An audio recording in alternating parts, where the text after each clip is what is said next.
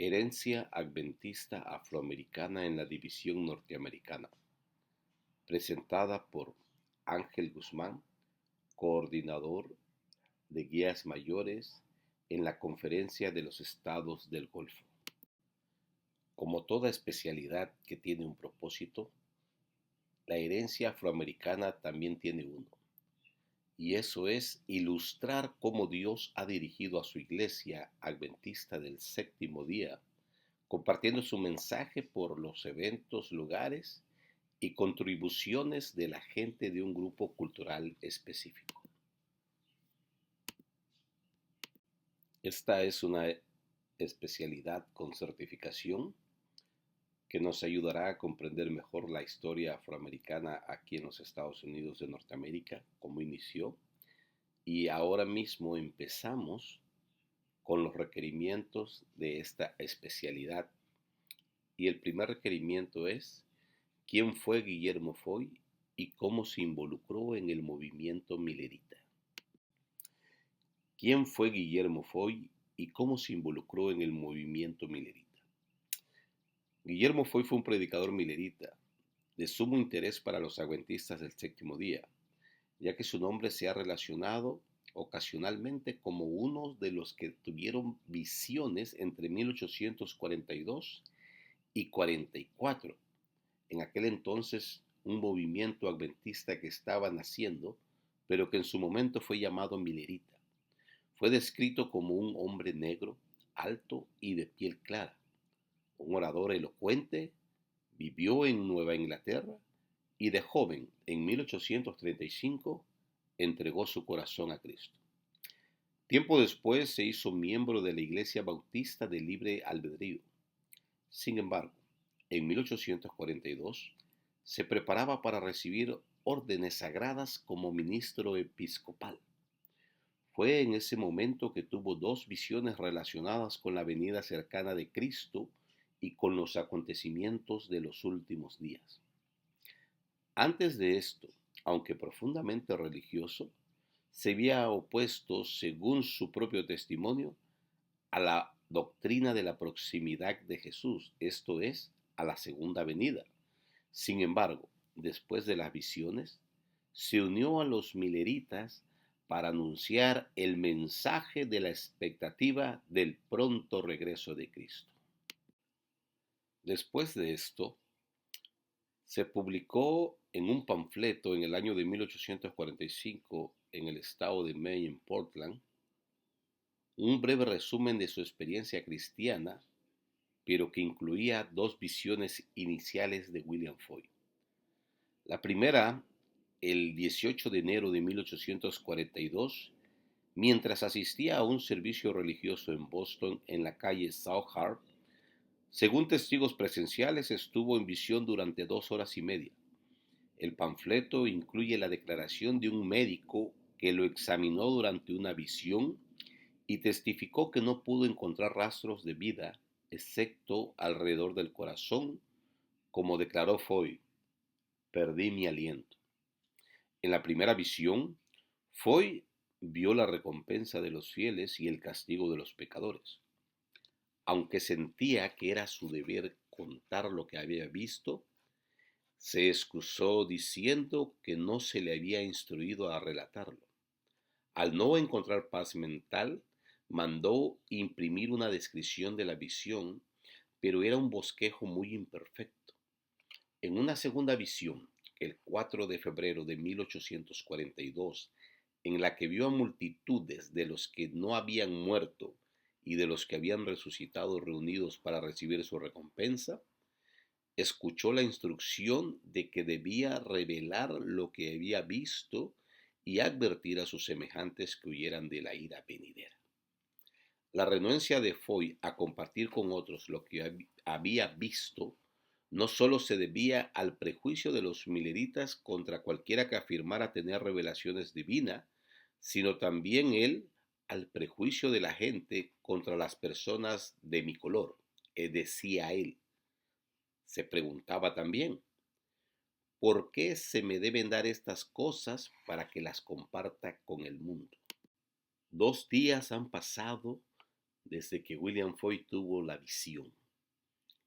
El 6 de febrero de 1842, un pastor en Boston, en una calle llamada Bloomfield, le pidió a Foy que relatara esas visiones en esa casa de culto a la que ellos asistían. Foy, un poco a regañadientes, consintió y aceptó. A la tarde siguiente se enfrentó a una gran congregación. Al comenzar a hablar, el miedo lo abandonó y relató con gran libertad lo que había visto. Pregunto, ¿cuántas veces el Señor nos ha invitado a través de otras personas a que hagamos algo por Él y nos sucede lo mismo?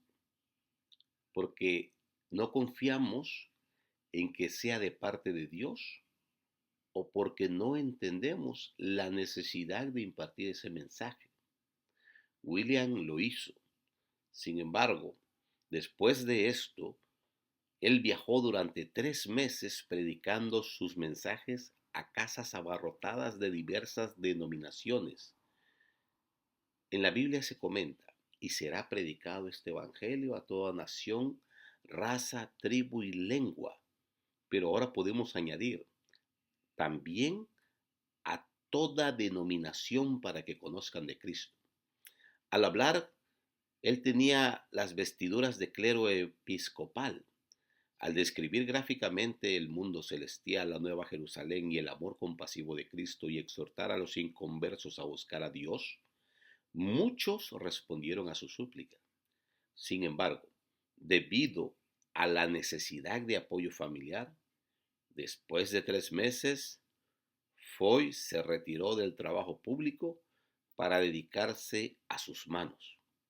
3 meses después, sintiéndose impulsado a predicar su mensaje, retomó su ministerio público esperando ver pronto a su Salvador. Ellen Harmon escuchó a Foy hablar en el Beethoven Hall de su ciudad natal, allá en Portland, en el estado de Maine.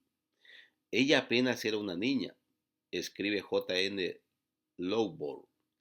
Foy tuvo una tercera visión cerca del momento de la espera en 1844.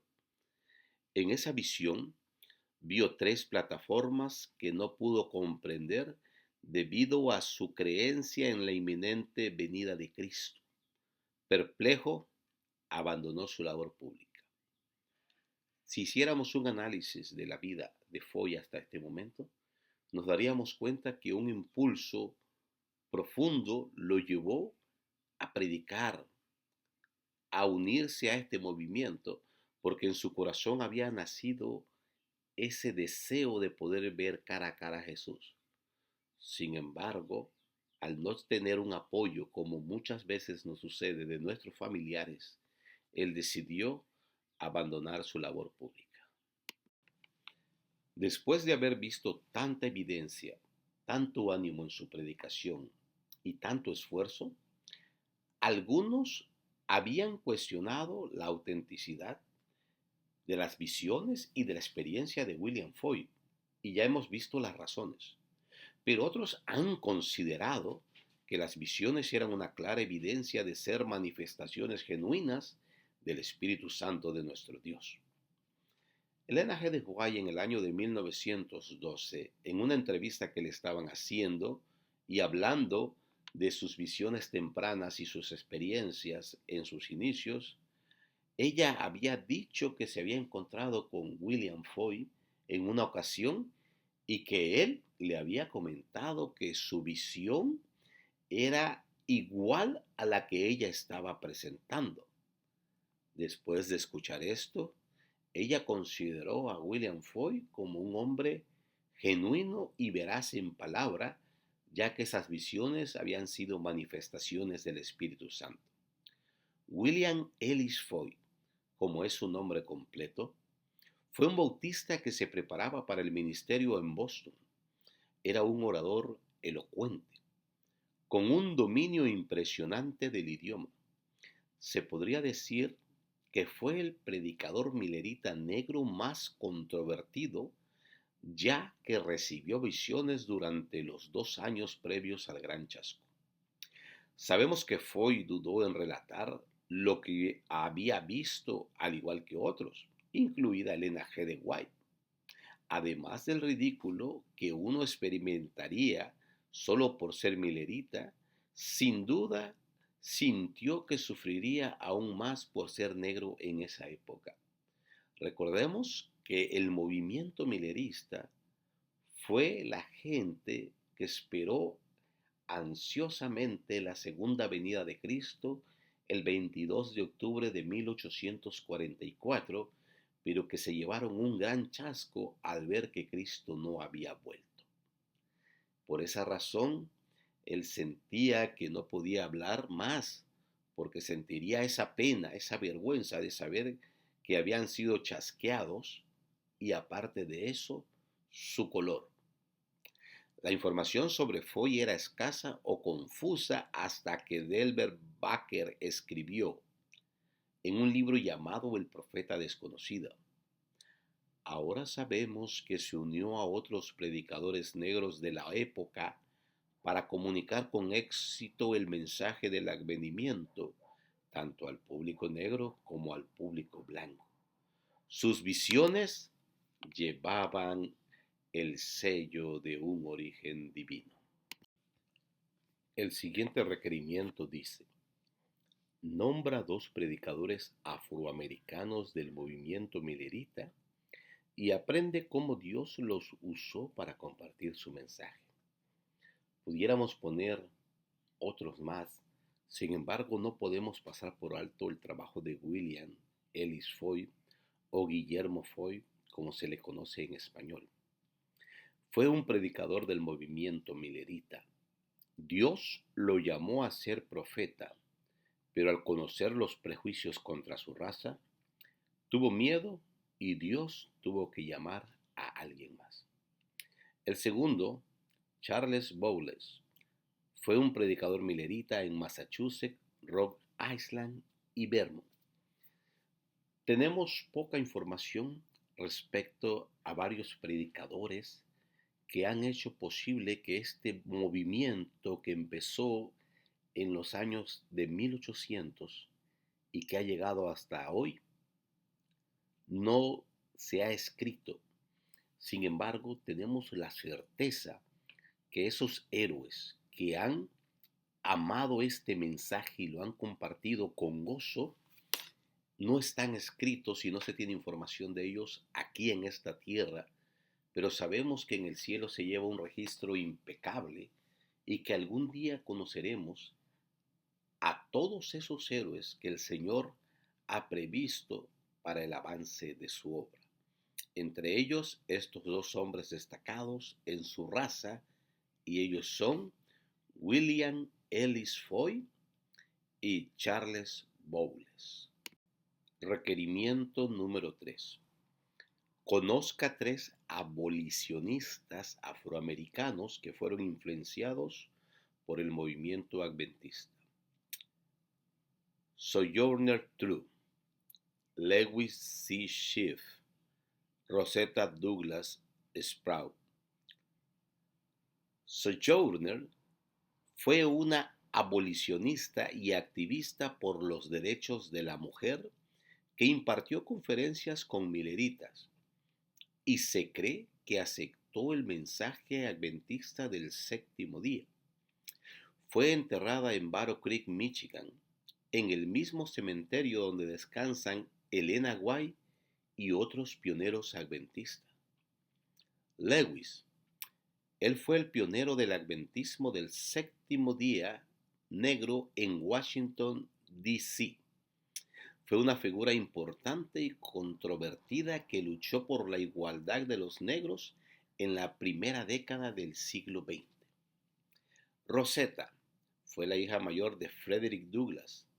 Sprout se convirtió al adventismo del séptimo día en la década de 1890 y fue miembro de la primera iglesia de Washington, D.C. ¿Por qué es necesario conocer a personas que están haciendo labores altruistas, en este caso abolicionistas? porque el Señor tiene gente en puestos y lugares designados para que nadie sufra. En este caso era la abolición de la esclavitud, que nuestros hermanos afroamericanos estaban siendo esclavos en este país y no tenían derecho alguno sobre su vida, porque nosotros sabemos el valor de un esclavo. Sin embargo, Dios no está peleado con estas personas que luchan por estas causas altruistas, a como no lo está hoy por aquellos que luchan en contra de situaciones que el hombre quiere ver natural, pero delante de los ojos de Dios no lo son. Y agradecemos no solo a estos tres, sino a muchos que están en esa lista, pero por cuestiones de requerimiento y tiempo no aparecen. Sin embargo, te invito a que estudies la historia y conozcas más acerca de lo que fue la esclavitud y cómo hombres valientes pudieron ayudar a que esto de la abolición fuera posible. Nombra al primer ministro afroamericano ordenado de la Iglesia Adventista del Séptimo Día. ¿Dónde nació y creció? Hablamos de Charles Kinney. Nació en Richmond, Virginia, en 1855 y se mudó a Reno, Nevada. Aproximadamente tenía unos 11 años. ¿A dónde viajó y con quién? Charles se trasladó al oeste, a Reno, Nevada, con un grupo de esclavos liberados tras el fin de la Guerra Civil. Esto es, en Estados Unidos. ¿Qué ministro lo influenció y dónde fue bautizado?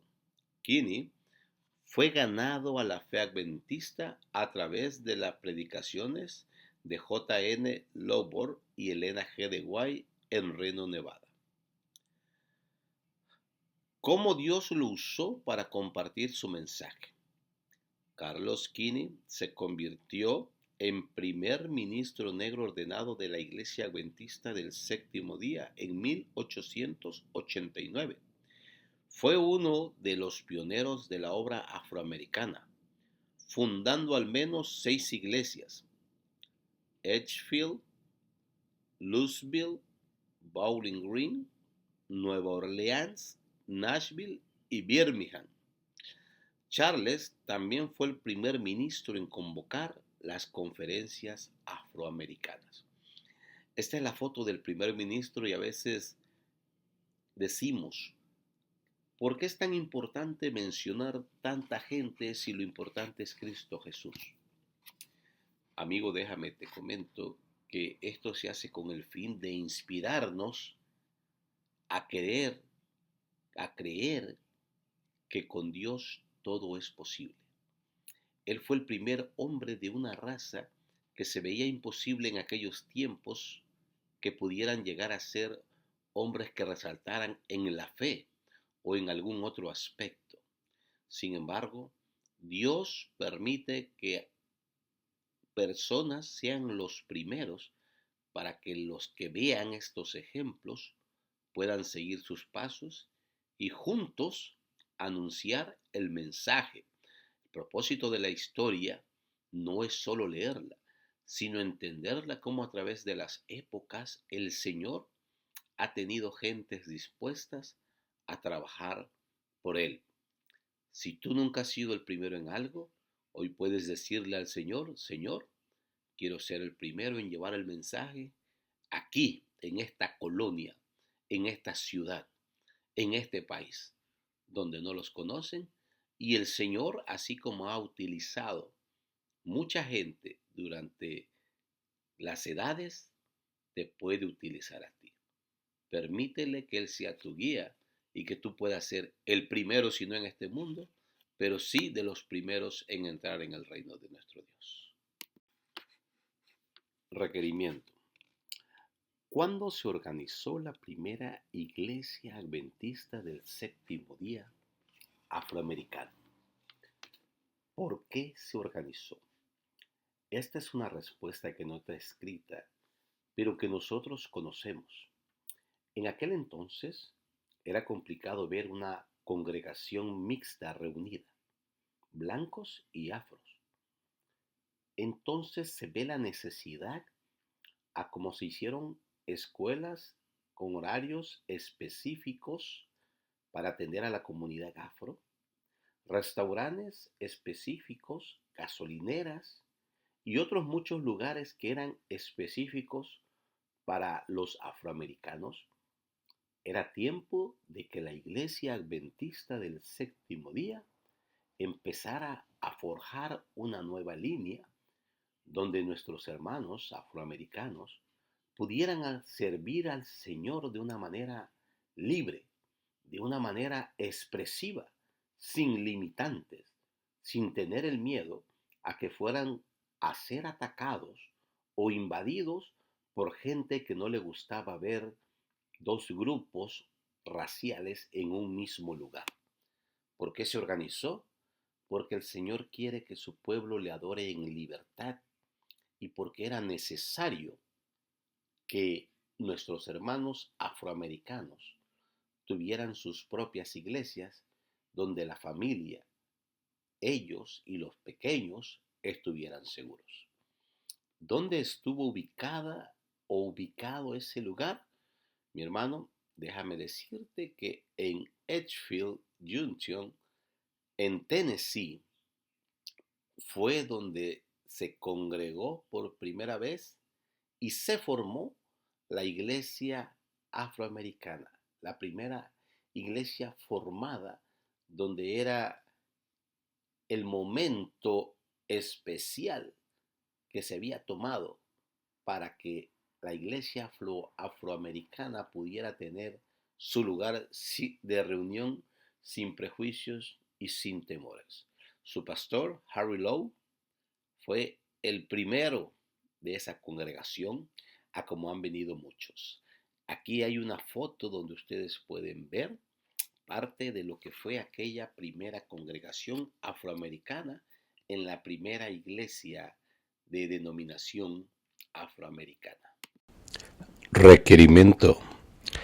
¿Qué era la estrella de la mañana? ¿Por qué se construyó y quién alentó este esfuerzo? Exxon White, hijo de Elena y Jaime White, construyó el Morning Star, o sea, en español, estrella de la mañana, un barco de vapor. En 1894 fue utilizado para llevar el evangelio a los afroamericanos para que pudieran leer la Biblia. Exxon tuvo que enseñarles a leer. Esto le metió en problemas con los sureños blancos, por lo que tuvo que huir muchas veces. Ellen White fue quien animó a Exxon en esta empresa. ¿Cómo y dónde se utilizó el Morning Star o la estrella de la mañana? Bueno, la estrella de la mañana, que era el barco de vapor, se utilizó para educar y llevar el evangelio a los afroamericanos a lo largo de los ríos Mississippi y Tennessee, especialmente en Vicksburg y Memphis. Fundaron varias iglesias y escuelas para afroamericanos en el sur, con un total o más de 40 escuelas en Vicksburg. También fundaron la Sociedad Misionera del Sur en Yazoo City, Mississippi. Conozco a varias personas que fueron fundamentales en este trabajo. Claro, Exxon White fue el que tuvo ese sueño. Junto con Will Palmer tuvieron esa iniciativa. Phineas Parker, un adolescente negro, fue un piloto. Alonzo Parker, un predicador negro, también colaboró. Descubra al menos un milagro que ocurrió en el Estrella de la Mañana. El milagro más grande que ocurrió fue como el sueño de un joven se cumplió porque su interés era el mismo interés que Jesús tenía por las personas, verlos como quien quiere hacerles un bien. Como la historia los dice, hubieron varias ocasiones en las que ellos lograron salir victoriosos, aunque pareciera que huían, estaban salvando sus vidas, porque en el sur de los Estados Unidos la comunidad afroamericana seguía siendo perseguida y seguían siendo esclavos y no se les permitía estos privilegios que hoy son derechos para todos: la educación y el tener su propia religión. Requerimiento: nombra 2 publicaciones históricas afroamericanas. ¿Quién inició cada publicación? The Gospel Herald fue fundado por Exxon White, hijo de Elena de White, ahí en Yazoo City, Mississippi, en el año de 1898. Estaba diseñado para ser una revista educativa, industrial y evangelística, especialmente para la gente afroamericana. The Informant, o El Informante, o La Voz Regional, o Regional Voice, fue un boletín mensual publicado por G.E. Peters en 1941. La publicación finalizó en 1978. ¿Cuál es el nombre actual de la publicación de la North American Division para americanos? Message fue el sucesor del Gospel Herald y por lo tanto una creación de Exxon White, pero no despegó hasta 1934. Su primer editor fue R.B. Torber. Una estrella da la luz.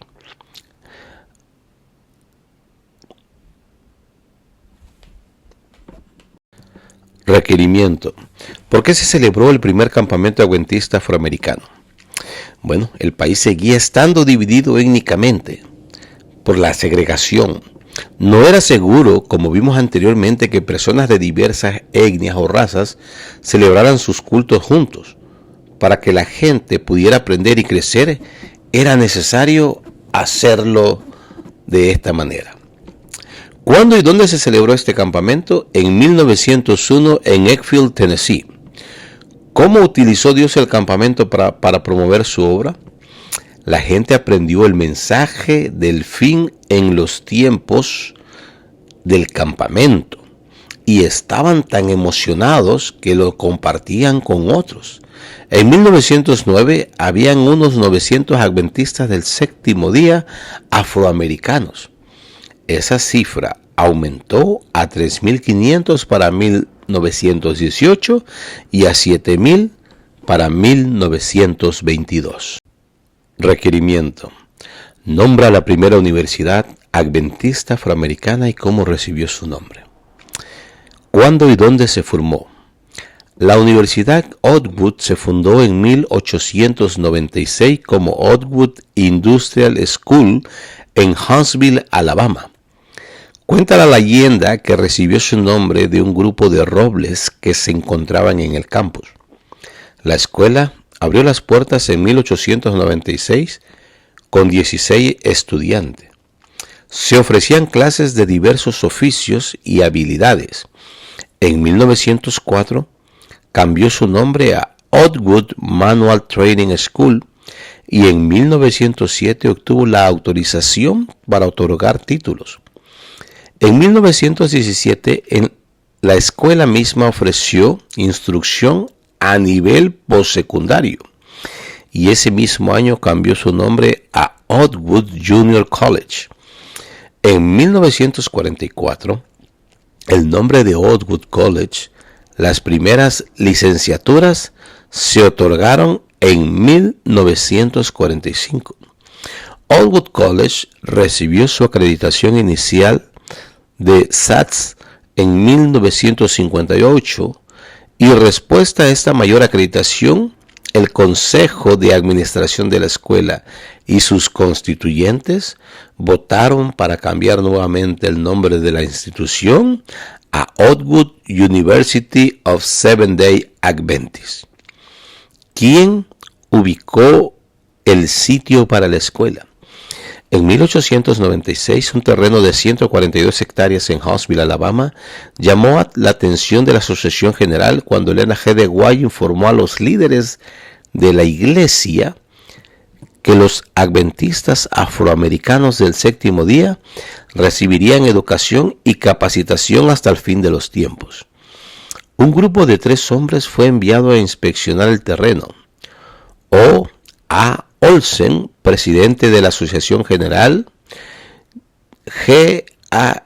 Irwin, director del Distrito Sur; y Harmon Lindsay, veterano obrero de la iglesia y ex empleado de la Asociación General. Así, la Asociación General adquirió la antigua finca Beasley en 1896. El lugar se llamó Oddwood por los 65 robles que se alzaban imponentes en la propiedad. ¿Cuál fue el tamaño de la propiedad elegida? 360 acres. Y eso es lo que se ha adquirido en terreno desde entonces. ¿Quién fue Rachel Anna Knight? Muchos la identifican solo como Anna Knight, pero su primer nombre era Rachel. ¿Dónde y cuándo nació? Nacida en Gitano, ahí en Mississippi, el 4 de marzo de 1874, Ana desarrolló desde temprano una voluntad de hierro y una resolución de acero que caracterizarían toda su vida. Ana es una de las personas, o ha sido una de las personas más influyentes en la historia de Oddwood. Fue una figura clave en Oddwood durante casi medio siglo, querida y respetada hasta su fallecimiento el 3 de junio de 1972, donde la escuela primaria Oddwood lleva su nombre. ¿Qué educación obtuvo y dónde? En 1901, Anna Knight completó sus estudios de enfermería con el doctor John Harvey Kellogg en Battle Creek College. ¿Cuál se convirtió en la obra de su vida? La educación. También fue la primera misionera negra. ¿A qué campo misionero fue ella la primera misionera adventista del séptimo día afroamericano en el extranjero? Ana zarpó hacia Calcuta, India, para realizar labores misioneras, convirtiéndose en la segunda adventista afroamericana enviada por la Iglesia Adventista del Séptimo Día a misiones en el extranjero. También se dice que fue la primera negra misionera en cualquier denominación de la India. Requerimiento. En 1934, ¿quién se convirtió en el primer camarada maestro afroamericano en ser investido? Eva G. Strotter fue investida por John Hancock. ¿Dónde y cuándo nació? En el condado de Madison, en Alabama. ¿Cuál fue su obra en la vida y a quién sirvió por Cristo? El ministerio de jóvenes adventistas fue el trabajo de su vida y sirvió específicamente a los conquistadores de Cristo. ¿Quién se convirtió en el primer vicepresidente afroamericano de la Conferencia General? Requerimiento. Frank Loris Peterson, en 1962. ¿Dónde y cuándo nació? En Pensacola. Ha nacido en el estado de la Florida en el año de 1893. ¿Dónde obtuvo su educación? Obtuvo su educación en Pacific Union College. ¿Por qué se le recuerda más en su ministerio? Principalmente por ser el primer vicepresidente afroamericano de la Conferencia General. Nombra al primer afroamericano que sirvió como presidente de la División Norteamericana. C.E. Bradford en 1979. ¿Dónde y cuándo nació? Nació en Washington, D.C. en 1925. ¿Dónde obtuvo su educación? En Oddwood College. Realizó sus estudios de posgrado en Potomac College, ubicado en Washington, D.C. Potomac College luego se trasladó a Berrien Springs, Michigan, en el campus de la Universidad de Andrews en 1958. ¿Por qué se le recuerda más en su ministerio? Durante 11 años se desempeñó como presidente de la División Norteamericana de los Adventistas del Séptimo Día, el primer afroamericano en ocupar ese cargo. Cabe destacar que en esos tiempos era muy difícil que una persona afro llegara a ocupar cargos elevados en cualquier institución fuera del cristianismo. Sin embargo, como hijos de Dios, nos hemos dado cuenta y sabemos que Dios no hace acepción de personas, sino que todos somos llamados hijos de Dios. ¿Cuándo se aprobó la primera conferencia regional? ¿Dónde se celebró la primera conferencia regional afro? Bueno, las conferencias de Allegheny, Light Regions y Northeastern se formaron en 1945. ¿En qué año se inició la primera conferencia regional? El 8 de octubre de 1931, los estudiantes de Oakwood se negaron a asistir a clases o trabajar. Entre sus quejas se encontraban el liderazgo blanco. No había habido un presidente negro y la administración era mayormente blanca. Un currículo inadecuado, una carga de trabajo que no dejaba tiempo para los estudios. La segregación. Los maestros blancos y negros no debían interactuar socialmente. Maestros blancos sospechosos. Los estudiantes afirmaban que los maestros eran rechazados de las universidades adventistas blancas. Salarios injustos. Los maestros blancos cobraban más que los maestros afros.